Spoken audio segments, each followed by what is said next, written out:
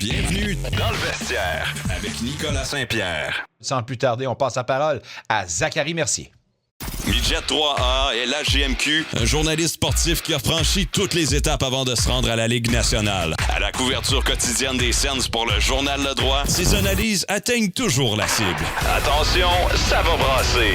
Avec Zachary Mercier. Chronique présentée par le restaurant Chance César au 540 chemin Montréal et 1365 avenue Woodruff. Mesdames, messieurs, on passe la parole à Zachary Mercier du quotidien Le Droit. Très beau voyage qui débute. C'est 5-1-1 à leur set dernier. On débute avec une victoire contre les Ducks et les Sharks de San Jose. Le constat que tu fais après ces deux matchs de ce voyage éreintant, dit-on, sur la côte ouest.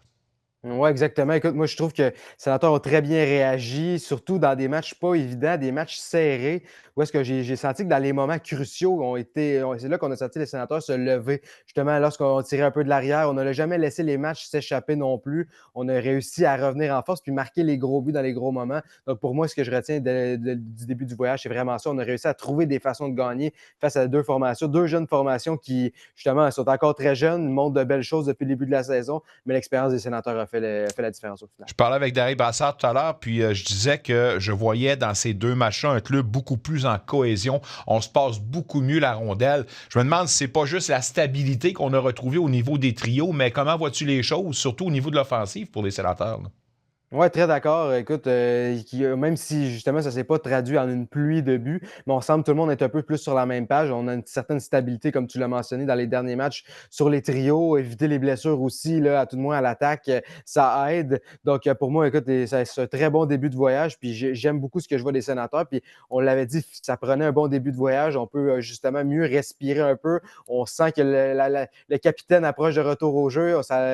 On en jase de plus en plus. Puis je pense que ça doit aussi jouer dans la motivation de l'équipe où est-ce qu'on réussit à bien faire sans Brady. On sent qu'il est de retour au jeu. On veut bien faire. On veut mettre la table un peu sur son retour. Puis c'est ce qu'on fait très bien présentement avec ce voyage-là. Puis déjà d'avoir 2 victoires sur les 3 matchs sur la côte ouest, écoute, jusqu'à maintenant, on peut pratiquement déjà dire mission accomplie. Puis là, ça va jouer contre les Kings qui ont seulement une victoire en temps réglementaire à domicile cette saison. Donc, écoute, la porte est grande ouverte pour les Sénateurs encore une fois ce soir. Oui, effectivement, ça ne sera pas facile.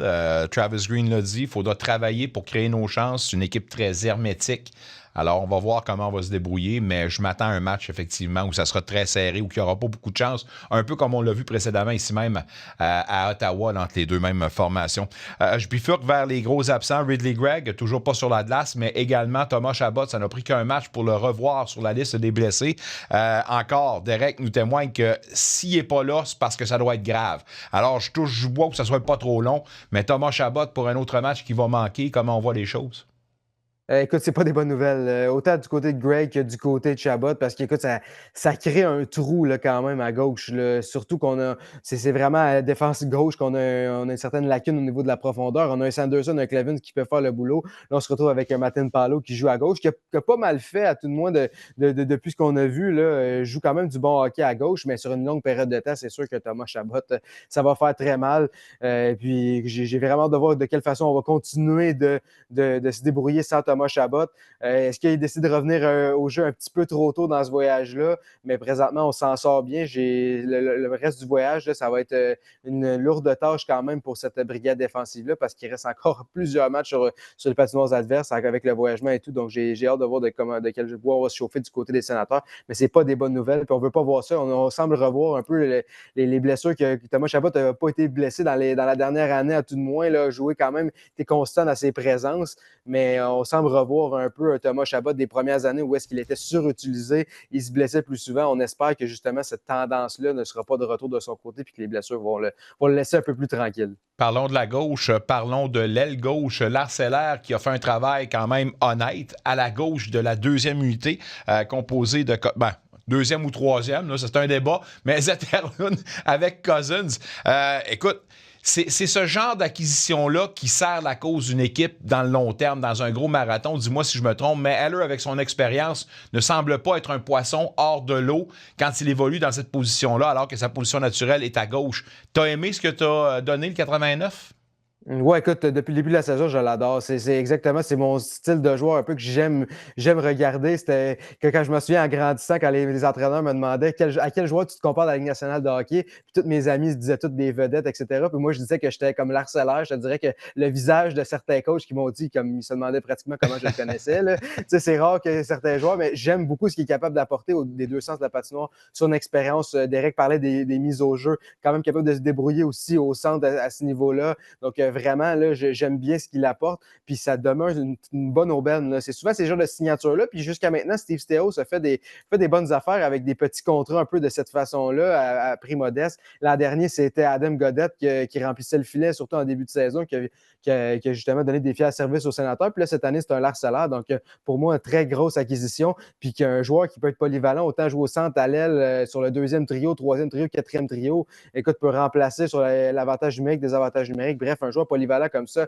au prix qu'il est payé présentement, c'est toute une aubaine pour les Sénateurs d'Ottawa. Puis il continue encore une fois de prouver son utilité. Tu parles de polyvalence, Zachary Mercier. Parlons de la polyvalence du 18 Tim Stützle. Il marque des buts, il est structuré défensivement, puis là, il contribue avec les épaules. 6 mises en échec dans le match contre San Jose. Est-ce que c'est le genre de statistique qui t'impressionne provenant de la part du 18?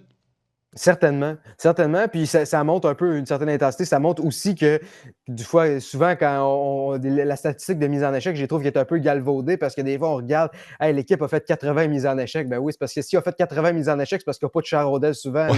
C'est un peu ça aussi de ce niveau-là où est-ce que des fois, cette statistique-là peut être galvaudée. Mais pour un joueur comme Stützle qui décide de s'impliquer physiquement, qui est capable un peu de tout faire, écoute, je lui lève mon chapeau. Puis depuis le début de la saison, il semble relever son niveau de jeu. Peut-être pas explosif, où est-ce qu'on a vu des saisons de pratiquement 100 points. Si tout le monde s'attendait à ce qu'il fasse des saisons de 100 points à pu finir, mais il a réussi à raffiner son jeu complet et est un joueur beaucoup plus efficace. Puis comme justement, vous en parliez un peu avec Derek, sur les mises en jeu, demeure un des joueurs les plus efficaces cette saison dans la Ligue nationale de hockey. Donc pour moi, c'est tout un joueur de hockey. C'est pas pour rien qu'il est souvent parmi l'élite des joueurs de 23 ans et moins. Donc il continue encore une fois d'être le meilleur joueur des Sénateurs d'Ottawa depuis le début de la saison. Puis écoute, il va l'être encore pour très longtemps. Avec Brady Tkachuk qui apporte un aspect complètement différent, mais pour moi, Tim Stützle, c'est d'une bébête assez spéciale.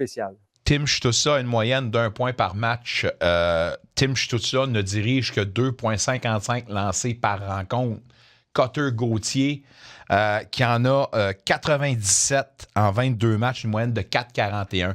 Moi, si je suis Travis Green, là, j'essaie de taper ses doigts du 18 pour qu'il dirige plus de lancers. Imagine les points qu'il aurait s'il serait capable de générer plus de lancers ou de caoutchouc au filet, là. Oui, exactement. C'est sûr qu'il veut utiliser son lancer plus souvent. Puis je pense que c'est un objectif aussi, surtout depuis qu'il a changé son fameux tape job. Je recommande le superbe article de Julian McKenzie, justement, un ami du show qui a écrit un gros article un peu là-dessus. Mets du tape sur ta palette, mon Stützle, là. Exactement, exactement. Puis ça fonctionne. Puis justement, on veut le voir lancer plus au filet parce qu'on connaît ses talents de fabricant de jeu, mais vraiment, son tir, c'est un des tirs les plus sous-estimés. Il est capable d'enfiler l'aiguille avec un bon lancer, mais encore une fois, ça demeure aussi de trouver l'équilibre entre un bon lancer puis un mauvais lancer parce que c'est bien beau de diriger 5, 6, 7 tirs au filet, mais des fois, il faut avoir le bon moment pour la ramener ses rondelles au filet. Puis je pense que Tim Stützle a l'intelligence pour faire ça, mais si justement il est capable de s'en créer un peu plus, peut-être un lancer ou deux de plus par rencontre ici et là, ce serait déjà une nette amélioration, puis ça lui permettrait, écoute, assurément de pouvoir contribuer davantage au succès offensif, surtout au niveau d'enfiler l'aiguille. D'accord avec Merrill devant les buts aujourd'hui? Ouais, écoute, on est rendu à ce point-ci du voyage où est-ce qu'on peut pas demander à Linus Ullmark d'être devant le filet tout le temps. En fait, du bon travail. Je pense que c'est un bon test, encore une fois, ce soir pour Merrill qui effectue, honnêtement, depuis peut-être son premier match plus difficile, là, effectue du très bon travail. Donc, écoute, encore une fois, un autre test, puis j'ai bien hâte de voir ce qu'il va être capable de donner. Mais pour l'instant, l'équipe semble jouer en confiance devant lui, joue en confiance aussi. Donc, pour moi, c'est un choix très, très logique. Quand on a le luxe de pouvoir mettre nos deux gardiens de but, que les deux gardiens de but vont relativement bien. Donc, écoute, allons-y, partageons le boulot. Puis justement, ça évite d'avoir certaines blessures et certains épuisements ici et là. D'accord avec Travis Green et Jordan Spence, ce sera un match axé sur la défensive ce soir? Ouais, ben écoute, on sait ce qu'il est capable de donner offensivement, mais on veut voir aussi ce qu'il est capable de donner dans les deux sens de la patinoire. Puis c'est ce qu'il il a réussi à prouver un peu dans les dernières années, mais c'est ce qu'on veut voir davantage de son côté parce que écoute, c'est un patineur fluide, un patineur exceptionnel. Donc s'il est capable de justement de peaufiner un peu cette partie-là puis d'être encore plus solide dans les deux sens de la patinoire, ben il va avoir plus de temps de glace, il va avoir plus de responsabilités, il va cadrer encore mieux dans cette défensive-là. Puis présentement avec les blessés qu'on a à la ligne bleue, ben écoute, c'est l'occasion en or pour lui de se faire valoir puis de profiter de cette chance-là pour démontrer à quel point il est un défenseur indispensable dans les deux sens de la patinoire pour Chavez.